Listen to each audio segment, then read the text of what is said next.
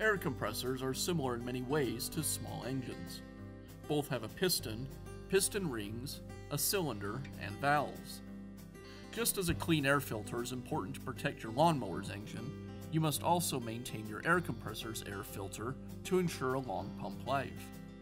The air filter removes dust, paint, or whatever else might be floating in the air before it can enter the cylinder and cause damage. Replacing your air compressor's air filter is a repair that you can do yourself, and I'm going to show you how. The air filter is located behind the air filter cover. There's two plastic tabs that hold it in place, and I'll go ahead and remove the cover. And then the air filter just slides out. I just slide the new air filter into the housing and secure it with the cover.